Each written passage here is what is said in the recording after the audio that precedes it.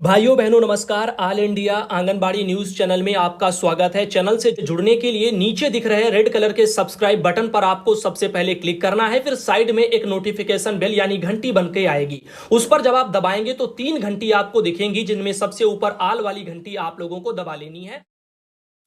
सभी आंगनबाड़ी सेविका सहायिका मिनी बहनों का आज के इस वीडियो में स्वागत है। बहनों, एक गुमशुदा की तलाश है। अनीता देवी बहन है, उनका ये भांजा है जो कि ये गायब हैं।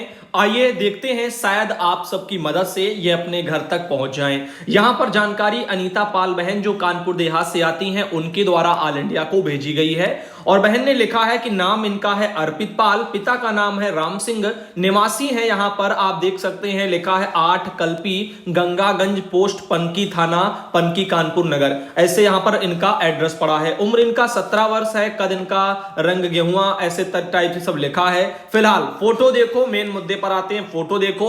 और अगर आपको ये लड़का दिखे तो आप ऑल इंडिया को सूचित कर सकते हैं। 28/9/2022 को गुमशुदा अर्पित पाल साइकिल से कोचिंग जाने को कह रहा था और दोपहर करीब वही 2:30 बजे घर से निकला था। ना कोचिंग गया और ना ही वापस घर लौटा। इसके बाद से कोई पता नहीं है। मुकदमा दर्ज कराया गया है पनकी कानपुर नगर में। अब आगे देखो, ये अगर किसी को कहीं मिलते हैं तो ऑल इंडिया को सूचित कर देना ताकि ये अपने परिवार तक पहुंच जाए। आगे ले चलते हैं अन्य खबरों की तरफ। सोनू पांडे बहन है, फैजाबाद से आती हैं और बहन ने कहा है, गुड इवनिंग भैया जी। दरअसल उन्होंने कल शाम को ये मैसेज किया था। उन्होंने कहा कि पोषण ट्रैकर ऐप में गर्भवती और धात्री डिलीट करने का ऑप्शन नहीं आ रहा है।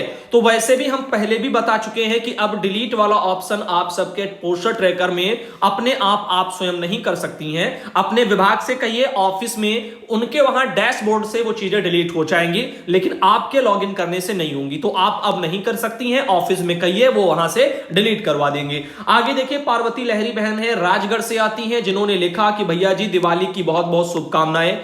और यहां पर उन्होंने कहा है कि हमारे राजगढ़ जिले में, पार्वती लहरी बहन बोल रही हूं, हमारे यहां सितंबर अक्टूबर का मानदेय आज दिनांक तक नहीं आया और ऊपर से आदेश यहां पर ये सब आ रहे हैं, आप यहां पर देख सकते हैं। तो आइए आदेश की तरफ चलते हैं और देखते हैं कि उन्होंने क्या आदेश भेजा है। इसमें लिखा है, मध्य प्रदेश शासन वित्त विभाग की तरफ से 20 अक्टूबर का ऑर्डर है और शासन के समस्त विभागों के आप देख रहे हैं, सबको ये लेटर भेजा गया है, जिलाध्यक्षों को भी, विभागाध्यक्षों को भी मध्य प्रदेश में। और कहा गया है कि जो अक्टूबर है, इसका जो वेतन है, साथ ही साथ मानदेय भी आप देख रहे हैं, पारिश्रमिक, इन तीनों चीजों का भुगतान करने के लिए तो राज्य शासन मध्य प्रदेश में कोषालय संहिता 2020 के सहायक नियम 109 और यहां पर उनका कहना है कि माह अक्टूबर 2022 के वेतन, साथ ही मानदेय और साथ ही पारिश्रमिक, इसका भुगतान जो कि माह नवंबर 2022 में देय है, उसको दीपावली पर्व के दृष्टिगत दिनांक 20 अक्टूबर 2022 एवं पश्चातवर्ती वगैरह तिथियों में किया जाए। तो आप देख रहे हैं, लेकिन मध्य प्रदेश के शाजापुर जिले में ही 22 तारीख को पैसा आया है। पिछले सुबह के वीडियो में आपने देखा है, अगर नहीं देखा है तो सुबह की खबर को जरूर देखें। बाकी जिलों में मध्य प्रदेश से मानदेय आने की अन्य जानकारी नहीं आई है, सिवाय उत्तर प्रदेश की तरह इस तरह के लेटरों के। यूपी में भी लेटर आ गया दिवाली से पहले मानदेय देने का, अक्टूबर महीने का, लेकिन मानदेय नहीं आया। और मध्य प्रदेश में भी कई जिलों में अभी तक कोई भी सूचना मानदेय की नहीं आई, सिवाय ऐसे लेटरों के कि यह भी निर्णय लिया गया कि आउटसोर्स एजेंसी को भी यह माह अक्टूबर 2022 के लिए व्यवसायिक सेवाओं के लिए देय धनराशि का जो भी पैसा है अक्टूबर का, उसका भी तिथियों में सब भुगतान करा दिया जाए और जो भी आउटसोर्स कार्मिक हैं उनका पारिश्रमिक का भी भुगतान करा दिया जाए। और इस तरह से उन्होंने सब चीजों को यहां पर डाला है। तो अब देखते हैं भाई मध्य प्रदेश में अब क्या, अब तो आज 23 हो ही गई है, अगर नहीं आएगा आज तो फिर कल तो हमारा त्योहार ही है, तो फिर आने न जाने का फायदा कुछ नहीं रहा। अब देखो, कमल जहां बहन है, ये कमर जहां जो कि मेरठ से, इन्होंने कहा है कि गढ़ ब्लॉक के पूठ गांव में जिला हापुड़ में राशन को लेकर के लाभार्थी में मारामारी हुई है। तो इस तरह से बहन ने कहा कि भैया जी राशन पूरा नहीं आने की वजह से ही ये हापुड़ में ये सब एक हंगामा हुआ है। 2-2.5 मिनट का वीडियो बहन ने भेजा है और काफी उसमें लड़ाई हो रही राशन वितरण को लेकर के। अब आगे दिखाना चाहेंगे अगली एक जानकारी, जो कि अयोध्या से जिला कार्यक्रम अधिकारी जी का एक लेटर, और ये लेटर है आधार सत्यापित वास्तविक लाभार्थियों की तृतीय क्वार्टर डीआई से जुड़ा हुआ। तो आपको पता है, उत्तर प्रदेश में निदेशालय से मैंने आप सबको एक लेटर दिखाया था और उस लेटर में क्या था कि अक्टूबर महीना और आपका नवंबर महीना और साथ ही साथ आपका दिसंबर महीना, तो इन तीनों महीनों का तिमाही का ये आपका डीआई है राशन का, उसके बारे में चर्चा हो रही थी। तो उसके बारे में यहां पर था पोस्टर ट्रैकर पर, इसीलिए बोला गया था लाभार्थियों का 100% फीडिंग कर लो और उसका जो है सत्यापन कर लो, उसी अनुसार आगामी 3 माह का डीआई के अनुसार ही आपको राशन मिलेगा, जिसके बारे में पहले भी बता चुके हैं। और इसीलिए ये प्रमोद कुमार सिंह जी अयोध्या से जो हैं उनके स्तर से भी एक लेटर आप देख सकते हैं हाल ही में जारी किया गया। नीचे उन्होंने लिखा भी है कि निर्देशित किया जाता है कि जिन आंगनबाड़ी कार्यकर्तियों के द्वारा पोस्टर ट्रैकर ऐप पर लाभार्थियों का आधार सत्यापन शून्य है, उनके विरुद्ध कार्रवाई करने के साथ ही 2 दिवस के अंदर लाभार्थियों का आधार सत्यापन पोस्टर ट्रैकर के माध्यम से कराना सुनिश्चित करें। यदि किसी आंगनबाड़ी कार्यकर्ती के द्वारा कम लाभार्थी का आधार सत्यापन किया जाता है और निदेशालय के द्वारा कम अनुपूरक पुष्टाहार प्राप्त कराया जाता है तो इसकी संपूर्ण जिम्मेदारी आपकी एवं क्षेत्रीय सुपरवाइजर की होगी। इस तरह से एक ये लेटर जारी किया गया। आगे चलते इस मामले में आपको हम ये भी दिखाना चाहेंगे निदेशालय वाला वो लेटर जो किसी संबंध में सभी जिलों के लिए यूपी के लिए जारी हुआ था 19 अक्टूबर को गौरव शुक्ला जी का।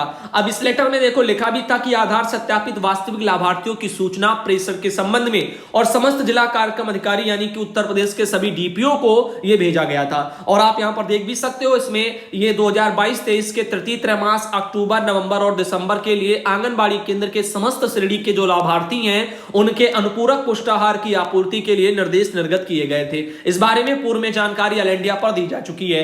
आगे चलते हैं आपको बताते हैं मीना देवी बहन है, देवरिया से आती हैं। आप देख सकते हैं उनके आंगनबाड़ी केंद्र की स्थिति कैसी है। तो आप यहां पर देख सकते हैं कितना जर्जर अवस्था में आंगनबाड़ी सेंटर खड़ा है और पूरा ये दीवार यहां से यहां तक साफ पूरा जो है चिटकी हुई खड़ी है, कभी भी ये गिर जाए। अब बताओ ऐसे केंद्रों में आखिर कैसे बच्चे बैठेंगे। और जिनके पास ऐसे केंद्र हैं उन सबका बहनों का जो जीवन है और उनके बच्चों का जो वहां जीवन है वो दांव पर लगा हुआ है। वहां का जिम्मेदार जो भी ऑफिसर है वो जो है यहां पर ध्यान दे, क्योंकि ऐसे मामले में कल को कोई घटना घटित होती है तो सिवाय जो है घड़ियाली आंसू बहाने के अधिकारी कुछ भी नहीं करेंगे। इससे अच्छा है ऐसे जर्जर भवनों पर पहले ही आप लोग ध्यान आकर्षित करें और ताकि भविष्य में कोई ऐसी लापरवाहियां ना हो जिनके लिए घड़ियाली आंसू आप सबको बहाने पड़े। ठीक, तो इसीलिए मैं चाहता हूं कि जहां कहीं ऐसे भवन हैं उनकी मरम्मत कराई जाए, जो बहुत ज्यादा खराब अवस्था में है उनको गिराया जाए, नया निर्माण कराया जाए। शासन से बार बार इस ऐसे लेटर आए हैं, बावजूद इन चीजों के ऐसी चीजों पर कोई भी जिम्मेदार संज्ञान नहीं लेता है।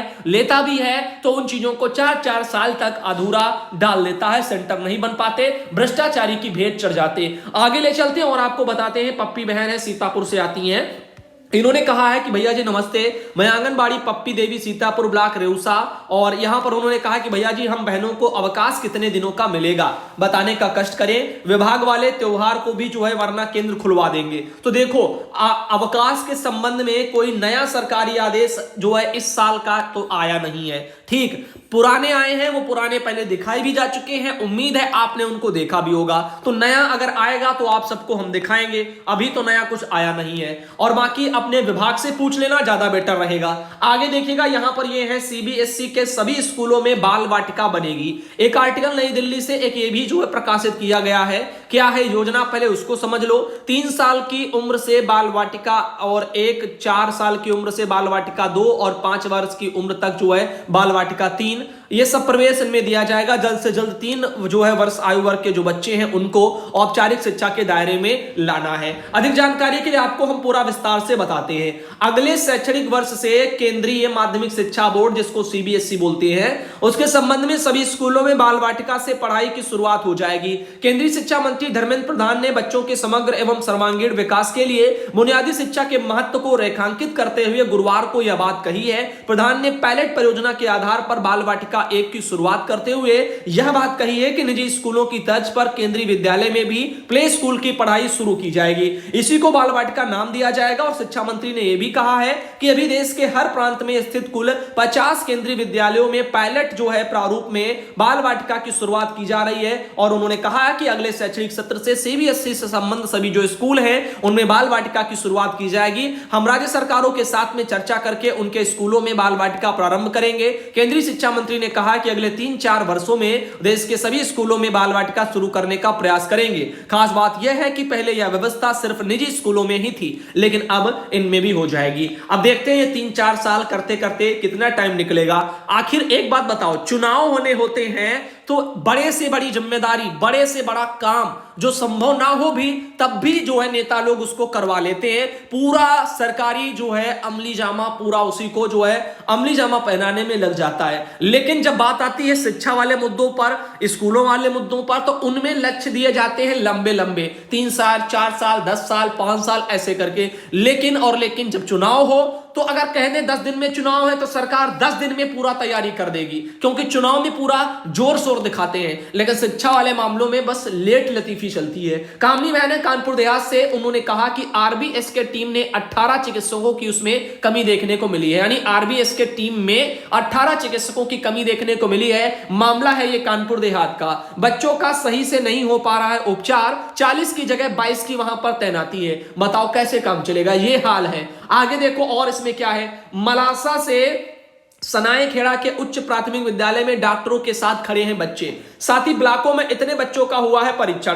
तो अकबरपुर की संख्या, अमरोदा की, डेरापुर की, सबकी संख्या दे दी गई है। और लिखा यह रिपोर्ट जो है अगस्त माह की है, तो यह भी यहां पर प्रकाशित कर दिया गया है। साथ ही डॉक्टर जो है आपके AK सिंह सीएमओ, उनका क्या कहना है कि राष्ट्रीय बाल स्वास्थ्य कार्यक्रम की ब्लॉक स्तरीय टीमों में डॉक्टरों की कमी है। चिकित्सकों की तैनाती को मांग को लेकर के शासन को पत्राचार भी किया गया है। खैर जो होगा सो होगा, बाकी एक मैटर देखने को मिला है। और इन बीमारियों की टीम कराती है उपचार, तो यहां पर जो चीजें उसके बारे में दिया है। यह भी लिखा है कि आरबीएस के टीम हर दिन आंगनबाड़ी जो है और प्राइमरी विद्यालय में जाकर के बच्चों के स्वास्थ्य का परीक्षण करती है।